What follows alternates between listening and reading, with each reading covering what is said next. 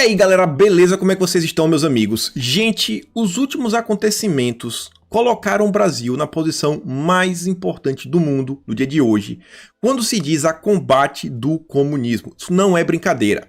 Essa visita do Pompeu, juntamente com o Ernesto, lá na fronteira da Venezuela, é muito maior do que a gente vem comentando. A gente falou por 2 dias, já mostrando toda a reação do pessoal da esquerda, mas galera, tem muita coisa envolvendo isso daí. Conversei com algumas pessoas, vou falar isso daqui, já é o primeiro assunto, e já adianto, vi uma entrevista na CNN, um cara aí que tem um nome assim meio árabe, lá do Oriente, que eu falei, cara, estranho esse cara aqui, fui atrás dele, vi outros posicionamentos dele, já trabalhou inclusive no governo Temer, e nos levou até outras informações que junta tudo num balaio de gato, a gente bateu no liquidificador e vê, olha só, todo mundo que tá junto, né? Já não bastasse FHC, ex-chanceleres, Rodrigo Maia, senadores, inclusive no dia de ontem tivemos movimentações no Senado contra o Ernesto, contra possíveis embaixadores que o Ernesto está para votar, é logo a primeira notícia, a gente já vai começar falando disso, então tem muita coisa. A gente ainda vai falar da questão da pele das fake news, tem novidades, o Orlando Silva é do Partido Comunista do Brasil, querendo inventar umas coisas assim que só Jesus na causa, vou mostrar para vocês, e ainda querem aprovar essa lei até o final do ano. Temos também coisas relacionadas a isso, o Alexandre de Moraes, um deputado aí do Novo, pediu o impeachment dele,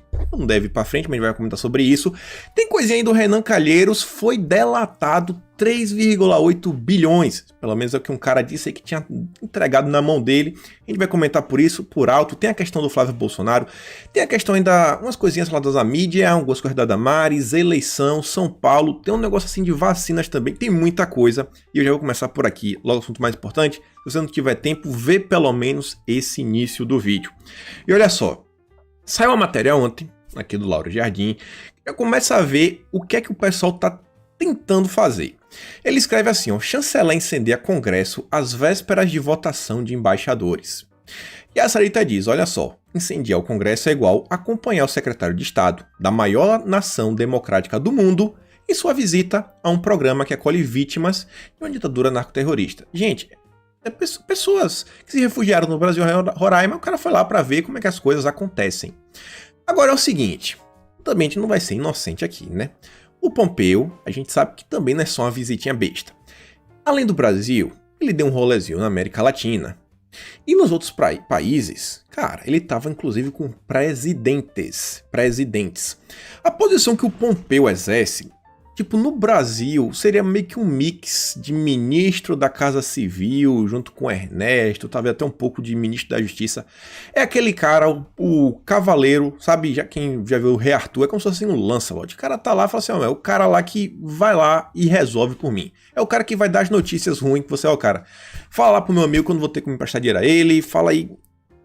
Vire meu mensageiro. É o cara que vai tendo poder de resolver algumas coisas. Então, ele não viaja de qualquer jeito, ele não viaja sem a supervisão, sem a liberação de Trump, ele não age sozinho, está diretamente ligado.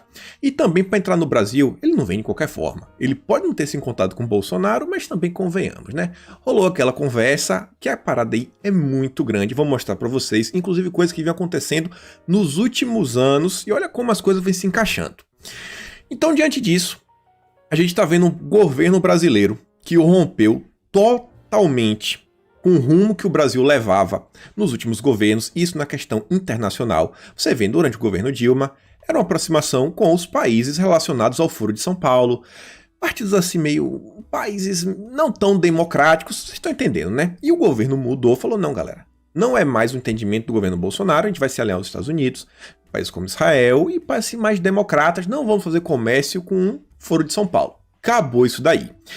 E aí agora, o Ernesto, ele tava para indicar, ainda tá para indicar mais de 30 embaixadores, e o pessoal já tá meio assim, ó, pô, isso é meio complicado. São pessoas que o Bolsonaro tá colocando que tem um certo poder, uma influência, faz um trabalho assim de diplomacia entre líderes, vai agitando o Brasil, então tem muita gente já insatisfeita com isso.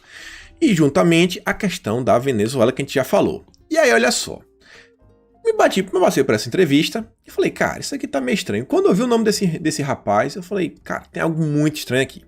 Foi pra CNN a entrevista, que trouxe a matéria, não vou mostrar o vídeo dele, mas a matéria se chama, manchete, né? Governo tem cometido erros estruturais, diz cientista político. Aqui você já vê, né? De cientista político, que é para dar assim aquela ideia, não, é uma pessoa, sabe, iluminada, que traz a verdade. Então acreditem nele, porque ele não é qualquer pessoa, é um cientista político. Aí você vê a submanchete que dizia que a visita do secretário de Estado americano, Pompeo, à Operação Acolhida, que recebe imigrantes, pode ser considerada ilegal. Segundo quem? O Hussein, não sei como se fala, Calote. Vou falar o HK, vamos chamar ele de HK, ficar mais fácil. Aí você vai lá, abre a matéria e diz, em entrevista para a CNN, na segunda-feira, ele disse que os atores que operam a política externa brasileira atualmente servem a uma plataforma eleitoral específica nas eleições dos Estados Unidos. O Brasil, ao apoiar esta ação em benefício a Trump, desrespeita o processo eleitoral americano. Então vejam só, já tem duas coisas. E é o que eu falo para vocês que o Brasil se coloca como cenário contra o comunismo. Em primeiro lugar, a gente está dando aí um tapa contra o Foro de São Paulo e está desarticulando o centro das operações que hoje é a Venezuela. Segundo lugar, isso daí, querendo ou não, realmente pode aí fortalecer a eleição de Donald Trump, que está completamente aliado com o governo brasileiro, é um governo de direita, enquanto lá a extrema esquerda está sonhando com a vaguinha na presidência. Então realmente vai melar com os planos de todo mundo. E vocês sabem que tem aí basicamente assim um conflito, para não usar outra palavra, entre aquele país lá na Ásia que o Dória tanto gosta, contra os Estados Unidos. Então, se Trump vence de novo, não vai dar bom para esse pessoal. Não vai dar bom mesmo, inclusive quem está na Bolsa de Valores, tem uns assuntos aí que o pessoal fala, de questão de títulos que os chineses compraram e que talvez Trump falou, cara, vocês deram muito prejuízo aí nesse período de pandemia, é meio assim que a gente vai pegar esse dinheiro, vai confiscar e vai ser, tipo assim, uma multinha para você. Então tem muita coisa acontecendo. Só que aí eu falei esse cara, eu falei, rapaz, Hussein, esse nome não é tão comum, cara. Deixa eu pesquisar mais algumas coisas desse cara, né? Aí eu achei que ele, olhem só, ele é um pesquisador, um estudioso, é um acadêmico ligado aonde? Harvard. Uma coisa que eu já falei para vocês. Todos os intelectuais da esquerda brasileira já passaram por Harvard em algum momento, sendo que não estão lá. Todos, sem exceção. Do Barroso, Tabata Amaral, Fernando Henrique Cardoso, temos aqui o HK, vamos falar HK, o nome dele fica mais bonitinho. Todo mundo lá, né? E aí eu fui ver, olha só, ele já participou inclusive da questão do projeto no Irã. Cara, a impressão minha foi um dos países que mais tiveram assim conflitos complicadíssimos com os americanos. Esse cara é o que está criticando essa aliança brasileira. E você vê que ele se auto-intitula um colunista sênior na parte de política internacional. Sabe onde? No jornal diário mais influente do Brasil. Aí você pergunta qual é? O Terça Livre, Conexão em Política, Renova Mídia? Qual é? Não, Folha de São Paulo. Cara, me desculpa, mas até o antagonista tem mais influência do que o Folha de São Paulo. Você vê, olha, da Folha de São Paulo. E tem várias e várias coisas aqui, já participou do governo Temer, várias honrarias dadas pela ONU. Aí beleza, né? Aí eu fui olhar mais coisas. O antagonista tinha uma matéria sobre ele, falava o estrategista de Temer na equipe Bolsonaro. E aí falava lá que o atual secretário estratégico do governo Temer, o HK, também participou do encontro entre o general Mourão e Paulo Guedes ocorrido no sábado, segundo a De Assad, eletido como um dos melhores quadros do governo Temer pela equipe de Bolsonaro, que defende que ele seja incorporado à equipe se o candidato do PSL for eleito. Isso aqui foi em setembro. Essa matéria aqui eu achei meio estranha, porque dia 3 de janeiro ele foi exonerado. Tipo assim, se existiu alguém que defendia que ele permanecesse na equipe, quem foi, né? Interessante. Mas vamos continuar. Aí você vê aqui, olha, 2017. Já tava lá ele, o HK, né, sendo entrevistado no Brasil, e falava que em fevereiro de 2017 ele tinha assumido essa secretaria especial, assim, de assuntos estratégicos da presidência da República. Era o Felipe Martins do governo Temer. Na entrevista ele aponta os eixos para que o Brasil possa se lançar ao futuro para competir no mundo globalizado. E ela fala, também lamenta o crescimento da fobia lá da religião pessoal no país e fala como se sentiu vítima de preconceito. E olha só, nesta entrevista, ele ainda fala das relações do Brasil com a Venezuela. Sempre o Brasil se dispôs a ajudar o povo venezuelano. Esta é uma das marcas tradicionais do Brasil de ser solidário com seus vizinhos. Vejam só, né? Um passador de pano para a Venezuela de pelo menos alguns anos. Aí você vê, tem mais fotinha dele aqui, ó, ministro Ronaldo Fonseca, secretário HK, debatem projetos estratégicos. Mas beleza, isso é coisa antiga. Fui lá tentar procurar algumas coisas recentes dele para ver quais são as ideias dele, que setores ele vem recomendando. Você vê que não é um cara qualquer. É um cara que tem trânsito aí com o pessoal, os grandes acadêmicos, intelectuais da esquerda. É um cara que tinha trânsito político. Era o Felipe Martins do governo Temer. E ele fez uma matéria recente, dia 15, que saiu no Estadão, na verdade, dia 14. Olha que ele marcou aqui, ó, só dos nomes mais conhecidos. Patrícia Campos Melo, Vera Magalhães. Tem Marcelo Lins, Guga Chakra, Roberto Simon, Carlos Góes, não sei quem é esse daqui, G. Casarois, não sei quem é. Você vê um cara que também parece que é uns conhecidos na mídia. E eu pergunto, será que ele marca essa gente para mostrar meio que qual é a narrativa dos setores que ele vem defendendo? E a matéria se chama Análise, uma diplomacia coadjuvante. Tá aí falando muito mal da democracia brasileira e vamos ver, né, qual é a ideia do cara que a CNN chamou para ver o que é que esse pessoal da esquerda brasileira vem pensando do governo Bolsonaro. E ele diz, no campo da política externa, o Brasil tornou-se refém da opção que construiu para si, a dependência do governo Trump e sua incerta reeleição. O país carece de estratégia que enxergue além da subserviência ao atual inclínio da Casa Branca. Mais uma vez aquela história, né, que o Brasil virou o cachorrinho dos americanos. Aquela conversa chata, né? Concessão atrás de concessão, o país vai aniquilando sua capacidade negociadora e a própria importância na cena internacional. Gente, diante dos acordos com o Mercosul, sabe, o destaque no trato nas questões do Mercosul, o reconhecimento dos países assim dos tigres asiáticos, Japão, Coreia, Taiwan, diante, não sei, de tudo que vem acontecendo, será que realmente o Brasil vem perdendo a importância internacional? Será? A gente vai ver aqui logo menos também. E olha só, a política ambiental brasileira é um desastre rotundo. Já tem que criticar a questão ambiental, que é a bola da vez, né? Todo mundo falando da Amazônia. De baluarte em temas como a proteção da biodiversidade e promoção do desenvolvimento sustentável, o país se autoimpôs ostracismo na arena internacional. Para muito, tornou-se pária. A relação com a Europa é gélida, ou melhor dizendo, inexistente. Era mesmo.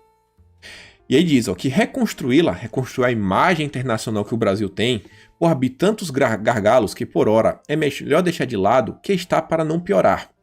Em matéria de direitos humanos, já não contrariamos os mais horrendos regimes autoritários. Olha só, tá falando que o governo brasileiro não contraria, já está na mesma linha de países autoritários. Nas votações do Conselho de Direitos Humanos da ONU, em Genebra, nos colocamos com frequência ao lado de países que nem remotamente prezam pela liberdade e pela democracia. Mote repetido à exaustão pelo chanceler bolsolavista. Olha só, falou bolsolavista, amigo.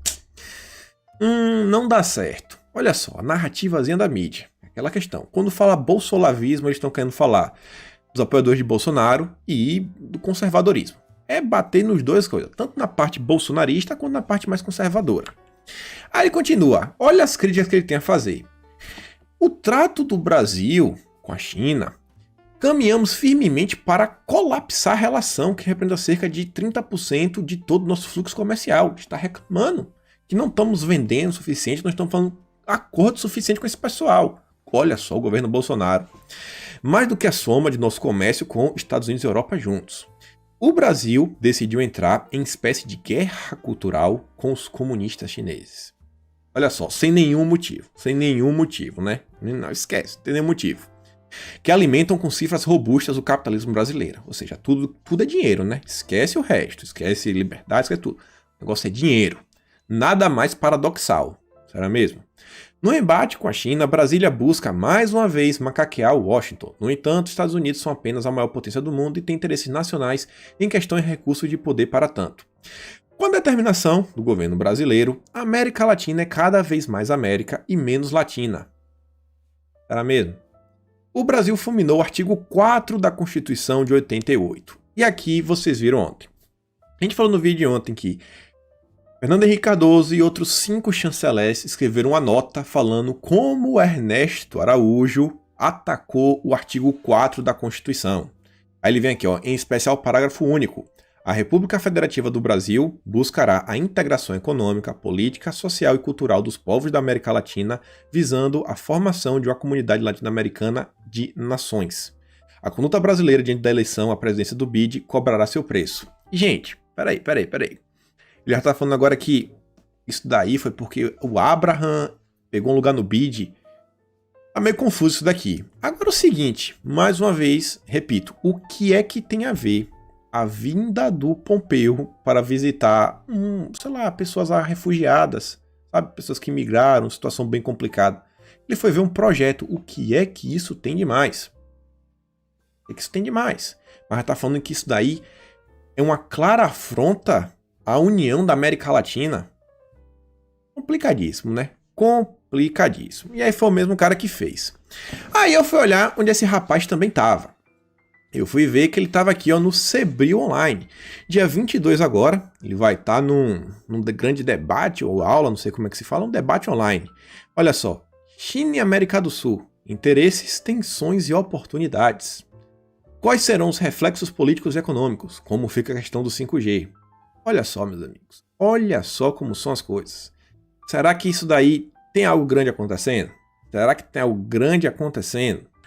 E aí você vê, ó, o mesmo Cebril, que é o Centro Brasileiro de Relações Internacionais, na mesma postagem diz assim, ó, o American Way of Life, modo de vida americano, pauta nossa sociedade há quase um século. Mas você já pensou como seria ter uma vitória ou uma vida menos ocidental e mais oriental? As tensões entre América e China aumentam cada vez mais, e a América do Sul é um território de disputa e de influência. Olha só, dando as costas, e olha só com quem está se aproximando, América do Sul, né? É realmente assim um plano de aproximação do Foro de São Paulo. E é o cara aí que a esquerda deu aquela abraçada. Aí você vê outras coisas que foram acontecendo. Vem André Assad, olha só. Para aprovar embaixadores, senadores querem ouvir Araújo sobre visita de Pompeu a Roraima. Os senadores agora convocaram o Ernesto Araújo para prestar esclarecimentos, porque vai ter aí a questão dos embaixadores. A Renata disse, ó, eu não falei, eles tentarão usar esse caso para interferir no executivo. Agora eu pergunto, a AGU irá tomar alguma providência? Falou várias coisas. Aí, na verdade, antes dela colocar isso daí e falar que eu te avisei, a Renata tinha trazido uma matéria mais cedo, era para eu ter colocado isso aqui primeiro e fazia mais sentido. Olha só, Senado Federal. A Comissão de Relações Exteriores discute agora o requerimento para adiar as sabatinas de autoridades previstas para hoje. O pedido foi protocolado pelo senador Teomário Mota. O pessoal quer atrapalhar as indicações do governo Bolsonaro. Não pode botar esse pessoal não. Já estão cavando a falta, né? O pessoal já está cavando falta. Aí você vê mais coisa aqui, ó. Senado. Estão reclamando pelo número de mulheres indicadas a embaixadas. Procurando qualquer problema. Não, tem mulher demais. Aí você vê, ó, Senado faz força-tarefa nesta semana para sabatinar a indicação de 34 diplomatas para postos de embaixador. Aí o Renato diz, ó, os senadores do Foro de São Paulo tentarão retaliar os 34 diplomatas indicados pelo ministro Ernesto Araújo. Fica cada vez mais aparente o desespero dessa gente. Meus amigos, se a Venezuela volta a ser um governo democrático, lá pro pessoal do Oriente vai dar ruim. Pros amigos de Dória vai dar ruim, porque eles dependem diretamente do petróleo venezuelano. E aí agora as coisas podem mudar, você vê que o Guaidó, que é reconhecido por muitos como o verdadeiro líder que devia estar comandando aí a Venezuela, está muito mais alinhado a Bolsonaro, a América, outros países, fora todo o impacto no plano do Foro de São Paulo. E aí cai todos os partidos de esquerda brasileiro, PT, PCdoB, PPS, PDT do Ciro Gomes e diversos outros. Fora os que não são oficialmente do Foro de São Paulo, mas é do timão. Aí o PSB, PSOL, a Rede, por aí vai. Então vai vendo, olha o desespero que a galera tá. E aí, foram fazer esse requerimento. Quem é que um dos que assinaram o requerimento foi o Cajuru. Vale a pena mostrar, né, que é para falar assim, ó, Cajuru, quando vocês vão aprovar requerimento convidando o embaixador da China para esclarecer a interferência no Congresso em questões relacionadas a Taiwan? Para quem não lembra, meses atrás, tinha lá, se não me engano, foi o aniversário do Taiwan, foi um novo primeiro-ministro, não lembro o que aconteceu, alguma coisa aconteceu, e o embaixador aí, lá do Oriente, mandou uma carta falando assim, ó, a gente recomenda que nenhum deputado preste nenhuma condolência, nenhum agradecimento, fique quietos porque nós não reconhecemos isso, aquilo, outro e por aí vai. Mas e aí? Isso daí ninguém vai falar nada, né? Como não é Ernesto, como não é do governo Bolsonaro, tá de boa. Aí, a matéria do Cajuru traz mais informações, né, dos senadores. Os senadores aí que estão falando várias coisas. Aí você vê um deles, é o senador do PT, Rogério Carvalho, que ainda é o líder do PT no Senado. Ele disse o seguinte: o Ernesto Araújo precisa explicar a presença do secretário de Estado americano em Roraima. Em nosso ponto de vista, foi um tapa na cara da soberania nacional. Por quê? Porque vimos que a intenção desta visita é inviabilizar as eleições nos países vizinhos, que possuem conflitos ideológicos com o Brasil, investir no conflito regional.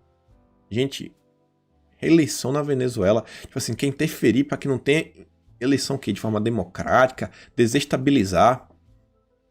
Gente, a Venezuela, todo mundo comentou, a própria Smartmatic, que é a das urnas, falando, teve fraude. A própria Smartmatic falou, teve fraude. É o petista, né? Petista é o partido fundador Foro de São Paulo. E qualquer discussão nessa direção coloca o Brasil em risco, expõe os brasileiros a mais prejuízos e queremos explicações. Risco a quê, galera? Prejuízo em quê? Olha quem tá chiando. Aí vem agora o Marcos Duval, que é do Podemos. Uma das maiores decepções do Senado como um todo. Dizia aí que era um apoiador da polícia, de várias coisas. Vejam só, ele é vice-presidente da Comissão de Relações Exteriores. Destacou que um convite também foi feito ao ministro Paulo Guedes e até o momento não teve resposta. Me sinto, como senador da República, constrangido por essa falta de atenção ao Senado. Agora querem chamar até o Paulo Guedes para gerar problema. Gente, olha como vinha as coisas de forma bem calma. Olha como estávamos em calma nos últimos aí, não sei, 1 mês e meio, 2 meses, sem nada assim absurdo. Acho que o momento assim de maior repercussão foi aquela fala de Bolsonaro lá pro jornalista, que o povo chorou, e só, não teve mais nada. Olha como uma pequena visita parece que pegou toda aquela paz que estava acontecendo, esperar os poderes, aquele Rodrigo Maia, não, voltamos a namorar, Paulo Guedes, meu amigo. Olha só como tudo mudou.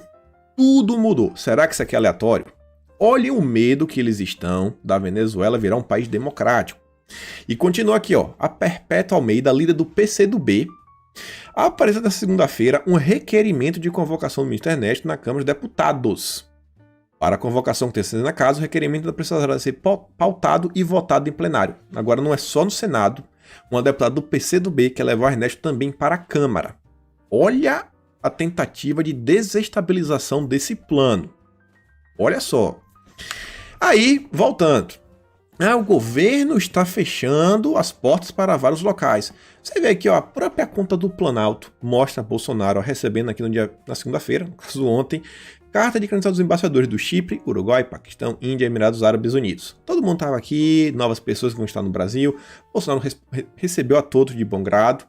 Não, todo mundo de boa. Aí, ó, o ato formaliza envio de representantes ao país de recolhimento, no caso o Brasil.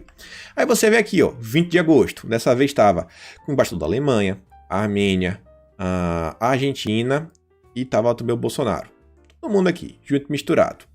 Aí você vê aqui, ó, dia 1º de agosto, enquanto o presidente Bolsonaro com o embaixador da Angola no Brasil. Aqui, recebendo todo mundo, todos os lados. Olha aqui agora.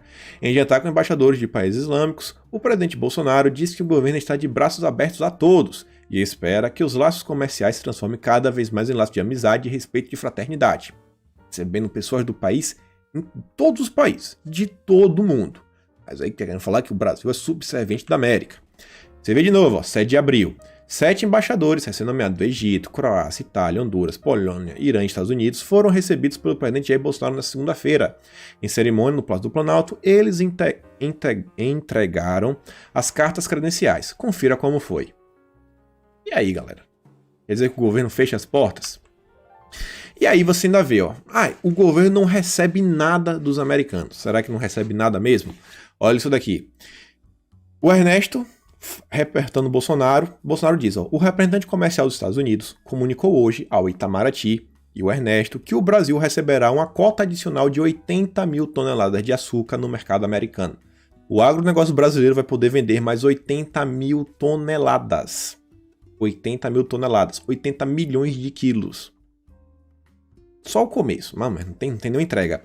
E o Ernesto então diz aqui, ó, continuamos trabalhando para gerar novas oportunidades ao setor de açúcar e do etanol brasileiro. Dentro da parceria econômica com os Estados Unidos, hoje obtivemos um aumento de 230 mil para 310 mil toneladas em nossa cota de açúcar nos Estados Unidos. As negociações prosseguem. E aí teve a matéria aqui que o Renato também me enviou, que tem uns dias atrás, quer dizer, isso aqui tá no dia 21, mas na verdade foi no dia 20. É um tempinho já, 2 dias atrás. Ele falou, cara, olha isso daqui. Comando Militar do Sul, lá em Paranaguá, Paraná, acompanha a chegada do Brasil de 30 viaturas blindadas. É uma nova logística, contou com o apoio do 5º Batalhão e fala várias coisas. Tá, beleza, falando do exército, recebi uns blindados. E o que é que tem de mais nisso? Hoje no mundo militar, um dos canais mais famosos aí quando fala assim de questão de militarismo, vem para falar, olha o seguinte, aproveitando que o Gripen é brasileiro, chegou hoje no Porto de Navegante, Santa Catarina. Ontem chegaram ao Brasil 30 viaturas blindadas M577A2, veículos importantes, pois atuam na função de comando e coordenação na linha de frente. E olha só, foi doação. Doação de onde? Da América. O governo não falou isso, ficou quieto, mas veio de doação. Olha o cenário que vem acontecendo. Olha o cenário que vem acontecendo. Olhem a reação da esquerda brasileira e dos intelectuais, dos acadêmicos, grandes caciques como Fernando Henrique e Lula. Vai vendo. Aí voltando pro Hussein, que eu falei, cara, é um cara que mostra muita coisa interessante, que liga muitos pontos. Luciano Huck, ele não tá falando muito dessa questão da Venezuela, só que o Luciano Huck, ele tá criticando bastante a questão da Amazônia. Amazônia, tá aí o tempo todo, critica o governo Bolsonaro. E aí o Hussein, ele traz uma matéria que eu poderia deixar batida, porque essa matéria saiu na CNN, essa matéria saiu no Globo, saiu no Antagonista, saiu em diversos locais. Mas o Hussein, o HK, nosso HK, ele compartilha, na verdade, um tweet do Paulo Artung com a matéria do Huck. Aí eu falei, pô, peraí, que agora tá começando a ficar interessante isso daqui. Olha quem tá promovendo o Luciano Huck. Esses nomes eu conheço o Artung, eu já falei dele várias vezes. Aí a matéria diz que Luciano Huck diz que sair da zona de conforto, diz que quer sair da zona de conforto e contribuir para o debate público. Aí você vê aqui, ó, abre aspas para Paulo Artung. Ninguém é rico no Brasil enquanto houver tanta desigualdade. Eu quero participar e contribuir do debate como eu puder. Neste momento, há uma convocação geracional de que a gente tem de se aproximar da política. O Artung compartilha e o HK retweeta. Primeira coisa aqui, já falei pouco tempo atrás, não lembro quantos dias atrás. Essa história de acabar com a desigualdade é balela. Balela. Que você tem que acabar com a pobreza. Desigualdade sempre vai existir, até porque todas as pessoas são diferentes. O problema é a pobreza. Pobreza.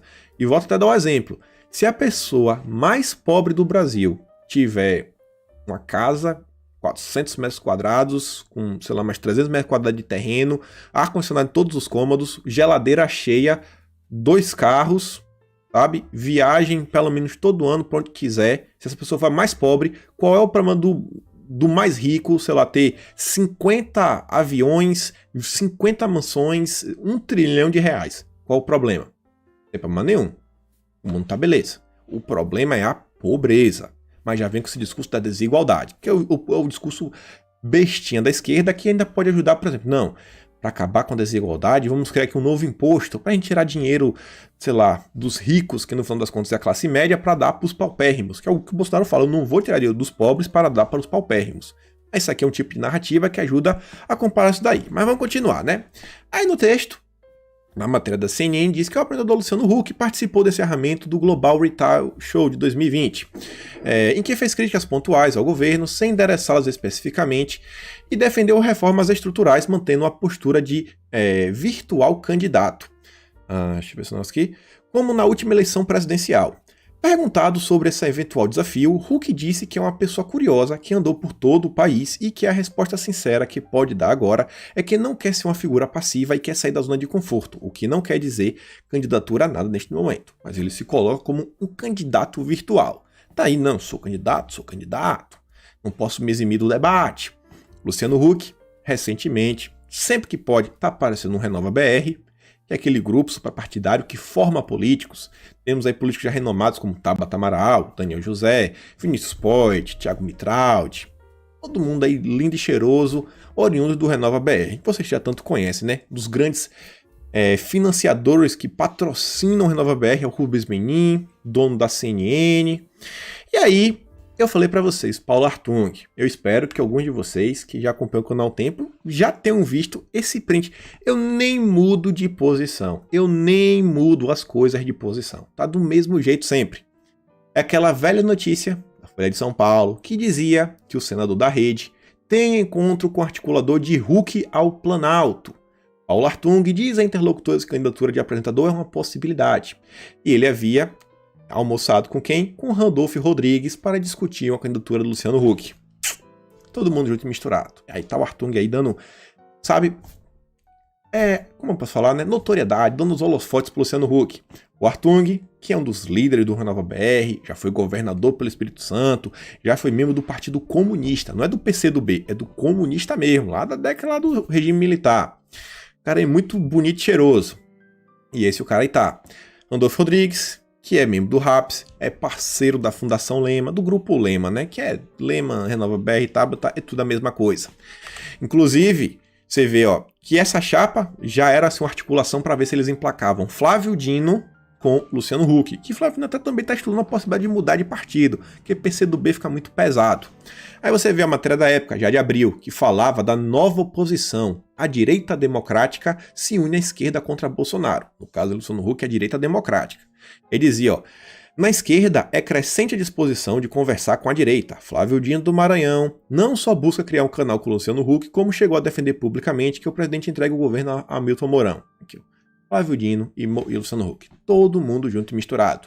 E aí nosso acadêmico, nosso HK, mostrando, né, como a pessoa da esquerda vem se juntando. As preocupações que ele tem em preservar Maduro, em preservar as relações que o Brasil mantém com a China, inclusive aumentar, né? Esquece esse estilo americano. Já pensou ter uma vida menos ocidental? Tem método, mano. Tem método demais.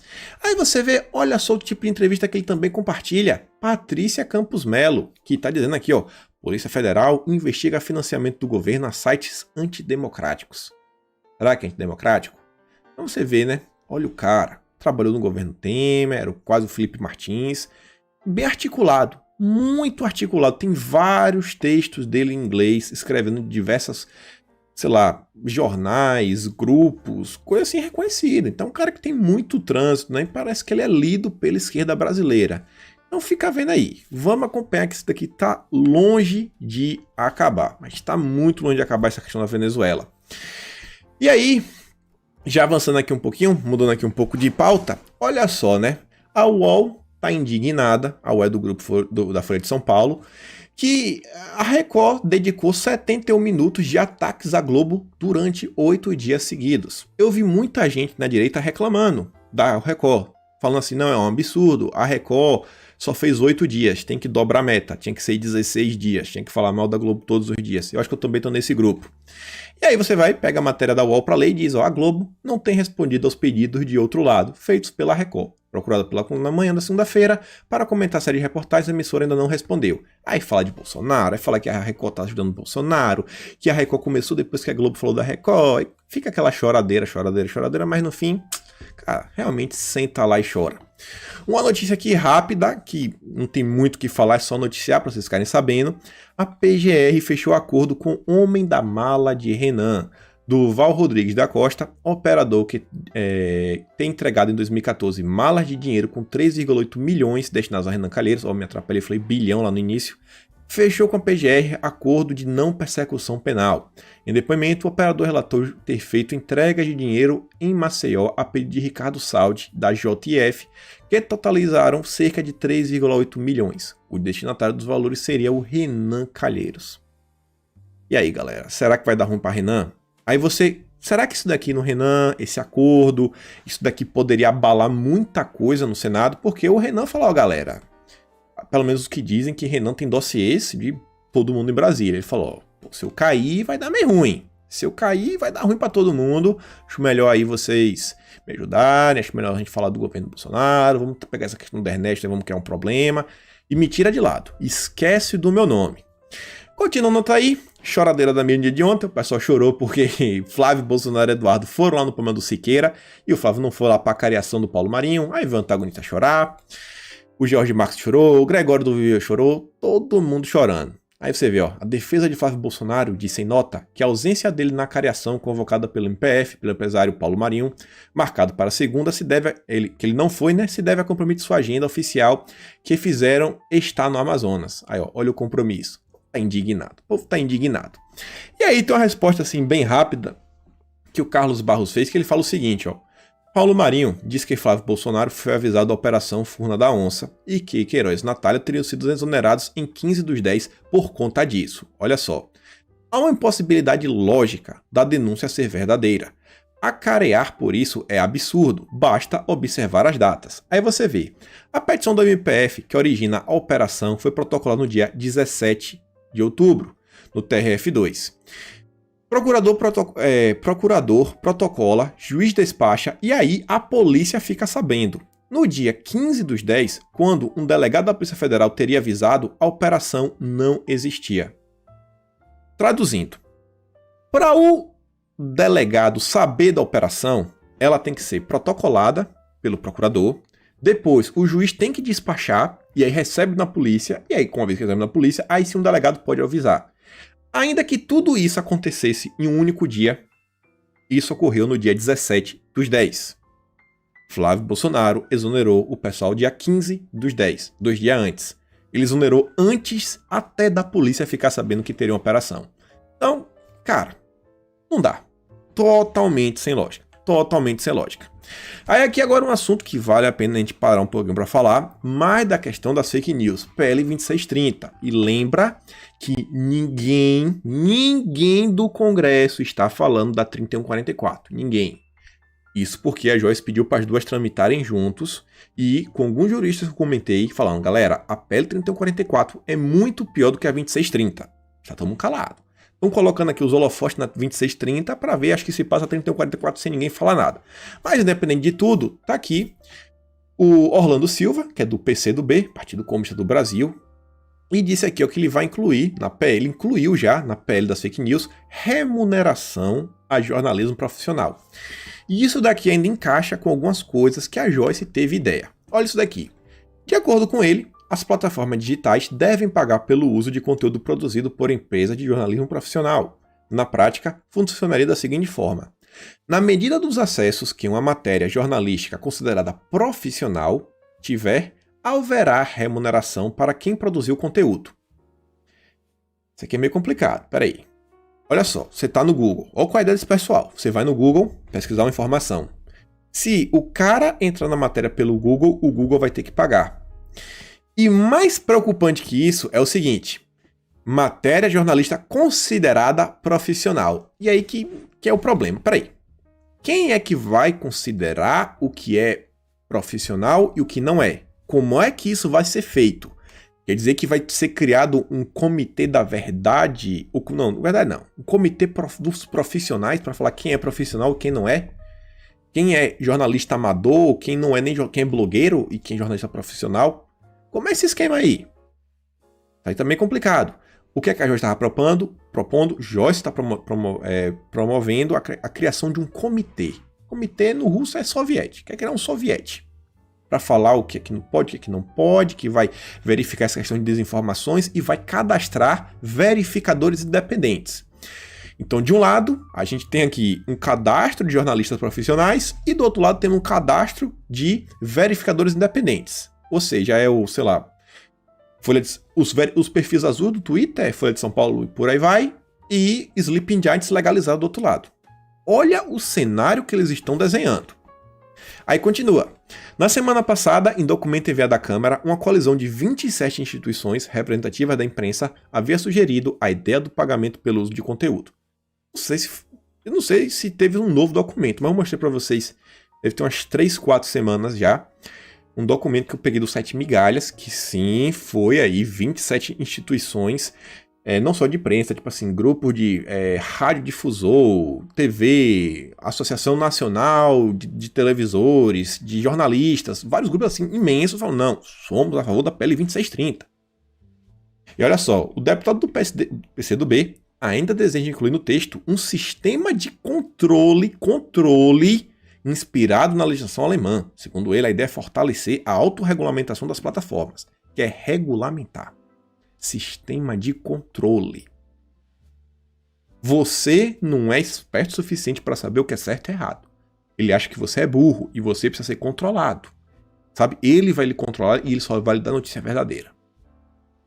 E olha só, o setor se organiza, fixa suas regras de funcionamento a partir de parâmetros estabelecidos pela lei. a partir de uma certificação dada por um conselho que participam o Estado, a sociedade e a indústria.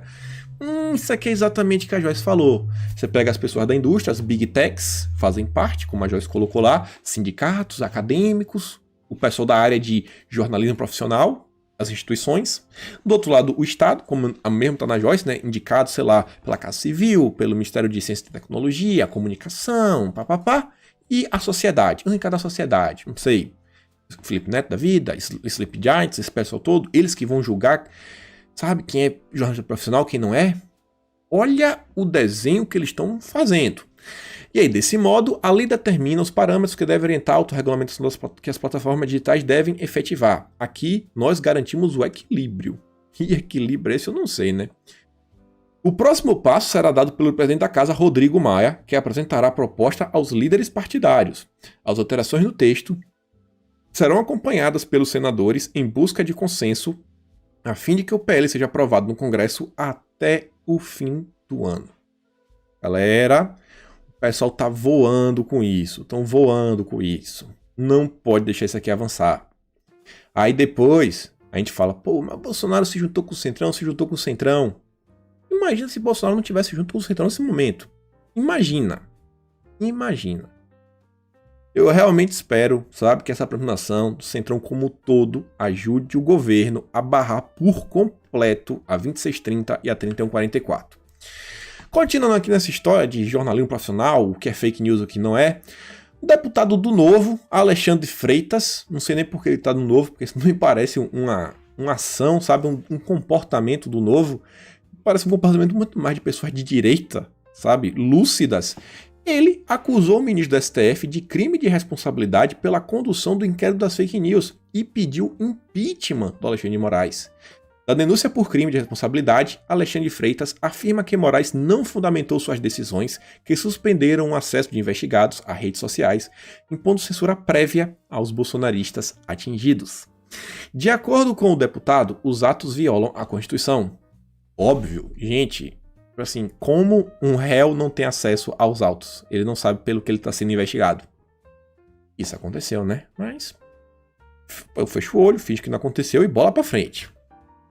Continuando aqui um assunto que o pessoal aí pegou muito no pé, Folha de São Paulo, tinha que ser ela, fez uma matéria ridícula, mas ridícula, absurda sobre a Damares, e a Damares vem para falar de forma bem clara, ó. Novamente, a Folha de São Paulo publica mentiras sobre a minha atuação e o trabalho de nossos técnicos. Entraremos imediatamente com pedido de resposta. Mais uma vez, faremos o departamento jurídico do jornal trabalhar. Deixamos claro que o tempo inteiro nossa atuação ocorreu para fortalecer a rede de proteção a crianças em São Mateus. Aqui é o caso da criança, tá grávida. Oferecemos melhorar o conselho tutelar e até curso foi ministrado com esse objetivo. Não vamos deixar de trabalhar na defesa das crianças e adolescentes da cidade. E aí, para a primeira resposta que a Damares deu, vem aqui uma roteirista do Grupo Globo, trabalha também para a Folha de São Paulo, a Marilis Pereira Jorge, para falar: ministra, um pedido de demissão seria o mais adequado. Usar a máquina do governo para tentar subornar funcionários públicos e para assediar cidadãos é crime. Ela está acusando Damares de subornar funcionários e assediar cidadãos. E ainda mandou Damares se demitir. E a Damares veio com tudo e fala: amiguinha, se liga, ó, essa acusação que você fez é grave. Você tem prova? Você tem testemunha? Como isso seria feito se estamos falando de um programa do Ministério que é efetivado a partir de emendas parlamentares? Terá que provar isso na justiça a partir de agora. Espero que se retrate, cara militante. Olha a raiva que esse pessoal tem, sabe? Eu não digo nem da Damares, mas na defesa da vida das crianças e dos adolescentes. Aí depois, quando você fala umas coisas, fala: não, conspiração, não tem nada a ver com nada. Continuando aqui, o pessoal que só joga para trás, que parece que tem um carro que só tem uma marcha e a marcha ré, o STF deferiu liminar para evitar venda de subsidiárias da Petrobras sem análise do Congresso. Essa não pode vender mais, não sei o quê, tem que passar pelo Congresso, ver se o Maia vai deixar, se o pessoal da esquerda. Galera, complicado, né? Empresa estatal, cabide de emprego, quem que vai querer cortar os seus cabidezinhos de emprego, perder seus cabos eleitorais? É complicado, né? A galera só joga para trás. E aqui outro assunto também um pouquinho mais interessante, que vale também um comentário um pouco mais longo. Teve aí agora uma reuniãozinha que o Barroso promoveu para discutir questões ambientais e olha só, ceticismo com mudança climática é obstáculo a ser superado. O Barroso diz assim que as pessoas são céticas, as pessoas não acreditam no aquecimento global, isso, aquilo, outro, e por aí vai, blá blá blá. O negócio é o seguinte, o que o povo, eu vejo as pessoas não acreditarem, é que o homem consegue interferir na temperatura do ambiente, do meio ambiente, sabe? Assim, a ação do homem interferir é algo muito grande. O que a gente sabe que a história mostra é que o planeta sempre aqueceu, esfriou, aqueceu, esfriou, aqueceu, esfriou em ciclos diferentes. Isso é natural, isso é algo natural, é o ciclo da vida humana. Mas Barroso está falando que nós somos céticos e não acreditamos na ciência. É quase um iluminado igual Átila. Aí você vê como são as coisas. Tudo começa errado a partir de Barroso, seu relator. Gente, não é muito suspeito, mas muito suspeito, que o ministro mais de esquerda do Supremo Tribunal Federal seja o relator dessa ação? Aí vê, ó. Relator da ação de descumprimento de preceito fundamental que questiona a suposta paralisação do Fundo sobre Mudança Climática pelo governo. Ele é o relator disso. Na abertura, o ministro disse que deve ser abordado temas mais amplos a respeito do meio ambiente, com o objetivo de informar e preparar o tribunal para o julgamento da ação. Ó. Preparar o tribunal para julgar, para visões futuras, temas polêmicos, o STF tem que participar disso. Em seguida, ele citou o que considera serem as grandes questões ambientais de nosso tempo, dando destaque ao aquecimento global. Eu espero que você já tenha uma coisa em mente que eu vou mostrar no próximo slide. Falar, cara, de novo isso daqui. Eu falei, de novo isso daqui. Olha como faz sentido agora. Depois, ao enumerar o que considera um dos maiores desafios ligados às mudanças climáticas, Barroso citou uma mistura de ceticismo com desconhecimento, apesar de a grande maior parte dos cientistas afirmarem peremptoriamente que esse é um grande problema e vem se agravando. Cientistas falaram que isso aqui é verdade. Ainda segundo o ministro, o impacto ambiental que se produz hoje, sobretudo em termos de emissões ou de desmatamento, olha só agora, só vai produzir efeitos reais e negativos daqui 25 anos ou, às vezes, daqui a 50. Ou seja, a Bolsa está falando assim, ó, entenda a coisa. Ó o absurdo. Átila falou no início do ano que em agosto ia ter 1 milhão. Com um intervalo de distância de, no fundo, deu 8 meses, sei lá, uns 6 meses. Com 6 meses antes, ele falou que ia ser 1 milhão. Uma coisa que ia acontecer com 6 meses, olha o pânico que o Átila conseguiu gerar. Barroso tá falando assim, ó, acreditem em mim, vamos mudar tudo, sabe? Vamos mudar tudo no país, vamos fazer diversas mudanças, porque talvez, tipo assim, eu tô falando que os cientistas não estão falando que entre 25 até 50 anos a gente vai começar a ver algumas coisas negativas. Acredita em mim. Daqui a... tipo assim, durante os próximos 50 anos eu posso estar certo. Serão 49 anos de dúvidas, sabe? Vocês não vão ter comigo como confirmar se eu estou certo ou se eu estou errado. Porque pode acontecer em até 50 anos. Olha que absurdo como são as coisas, cara. Não, acredita em mim. Acredita. Ou seja, daqui a 1 ou 2 gerações, o que leva a um certo egoísmo inato na condição humana a adiar soluções que na verdade são urgentes. Quem é que falava da importância do STF, sabe, de se envolver em questões que o Congresso, o Executivo e demais setores não querem debater? Sérgio Moro, né? Não foi naquela tese de doutorado dele que ele falava isso daí? Olha só, né? Mesmo discurso do Barroso. Parece que Sérgio Moro e Barroso são mais parecidos do que a gente pensa.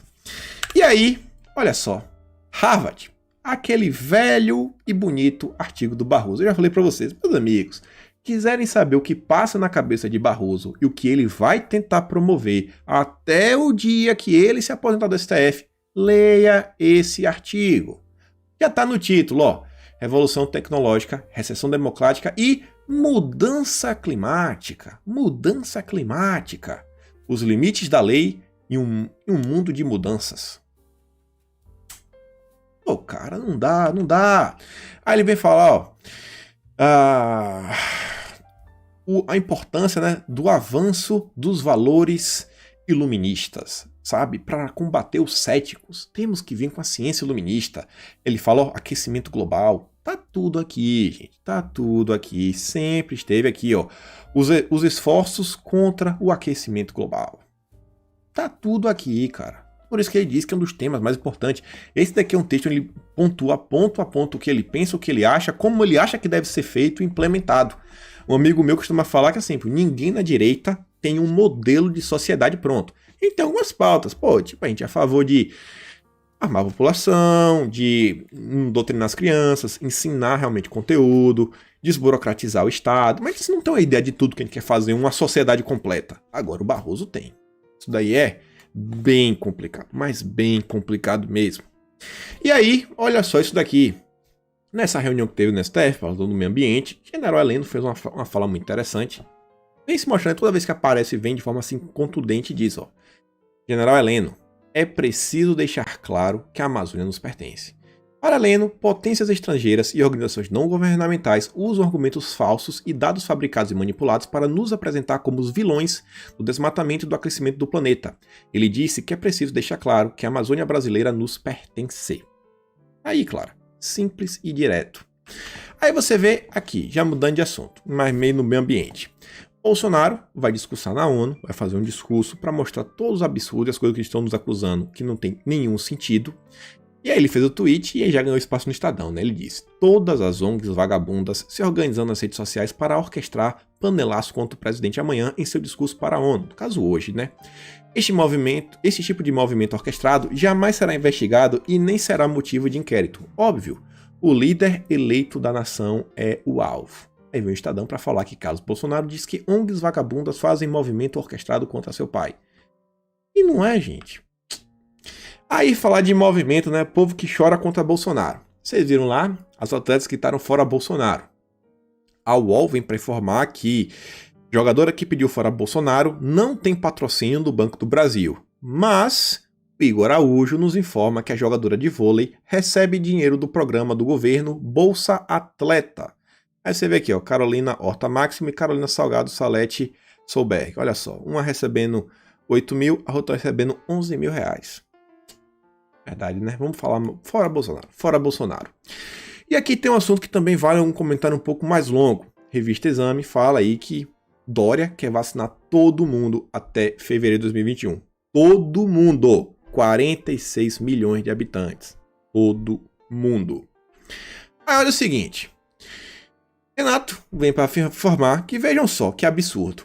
2 bilhões de reais do pagador de impostos para montar uma fábrica de vacinas em sociedade com iniciativa privada, a qual estima investir 160 milhões e assim explorar o mercado.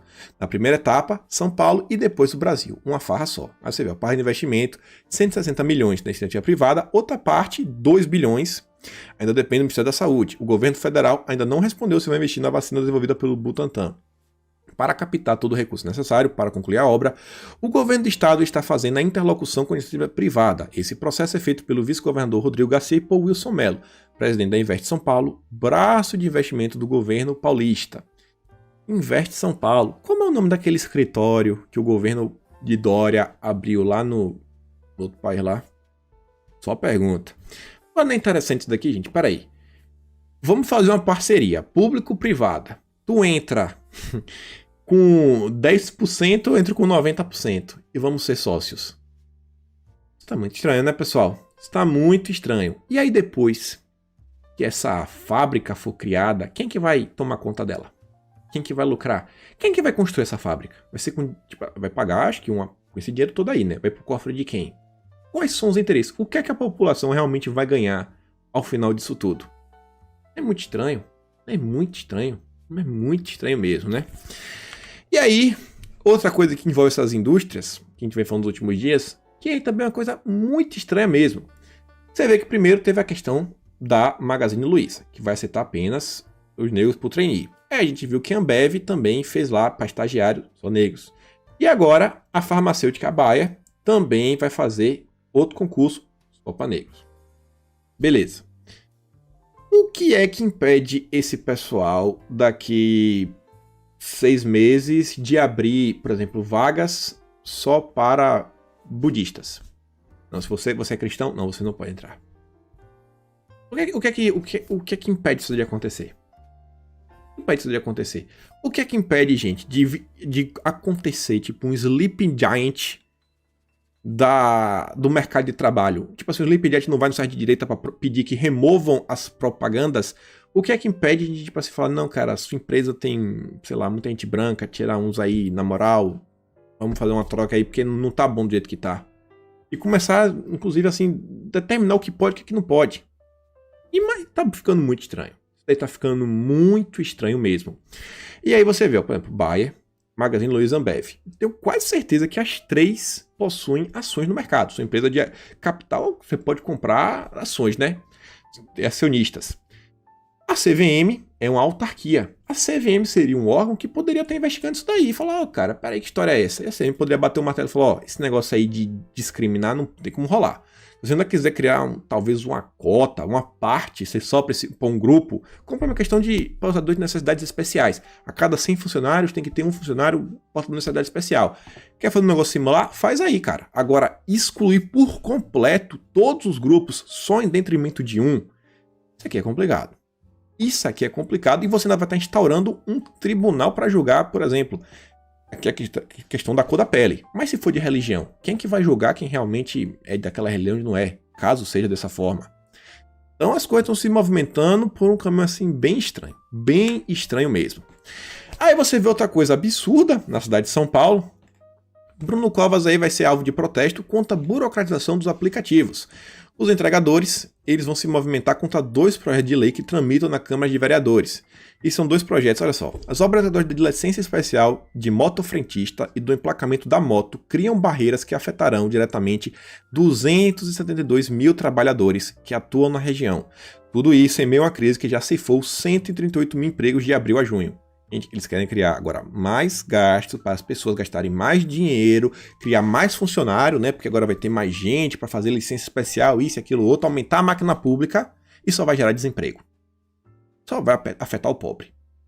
Aí vem, ó, a reclamação ocorre porque os projetos indicam, entre outros pontos, a obrigatoriedade da contratação via carteira assinada. Meu Deus do céu, cara. Em lugar nenhum do mundo tem carteira assinada, mas no Brasil eles vêm com essa ideia. Os próprios motoristas não querem. Os próprios entregadores não querem carteira assinada, que sabe que vai dar errado. Mas a prefeitura lá, né, a Câmara de Vereadores de São Paulo, quer colocar essa coisa para andar para frente. Olha aonde a gente se meteu. E a coisa fica triste quando a gente vê que nas eleições, cara, para prefeito de São Paulo só tem nome absurdo. Mas não tão absurdo quanto isso daqui, ó. Olha só. Eleições 2020. Rivais nacionais, PT e PSL, são aliados em cidades do interior do país. São ao menos 6 municípios em que os 2 partidos estão do mesmo lado. Belfort Roxo, no Rio de Janeiro, Francisco Morato, São Paulo, Ilha Solteira, em São Paulo, Primeiro dos Índios e outros locais. Aí ele diz, ó, parabéns ao deputado Júnior Bozella e seus apoiadores pela bela gestão à frente do PSL em São Paulo. O pessoal, né? A raiva desse pessoal do PSL contra Bolsonaro. O pessoal não tá nem aí, gente. Tá deixando a coisa dar do jeito que... é do jeito que vocês querem. A gente só quer atacar o governo Bolsonaro. Tá difícil. E aí, a gente chega no final do vídeo de hoje, já que tá falando de eleição, com isso daqui, ó. Bolsonaro fez um post ontem falando, ó, em 1938, fui eleito vereador pelo Rio de Janeiro. Depois de 2 anos, cheguei à Câmara Federal. Caprichem nas escolhas de 15 de novembro. E eu digo assim, tradução. Eleições municipais são a base para se chegar a posições mais elevadas dentro da política. O vereador já faz uma base de apoio para o prefeito e para deputado estadual, que já faz para o deputado federal. Alguns vereadores até saem já para deputados. E a coisa vai tomando forma. Então, gente, ajudem. Se você já tem um candidato, façam com que ele fique mais famoso, divulgue para seus amigos. Tentem fazer com que tenhamos a maior quantidade da história do Brasil de candidatos alinhados com o Brasil. Não vou nem falar com o Bolsonaro, com o Brasil e o interesse do povo. Então, por hoje é isso, fico por aqui. Acho que vai ter uma entrevista surpresa aí ao longo do dia de hoje, não sei, lá pro meio, pro final do dia. Quem quiser ir, dá uma olhada no canal, entrevista é realmente assim, diferentinha, muito diferente. Então, aquele beijo, abraço, tamo juntos e valeu.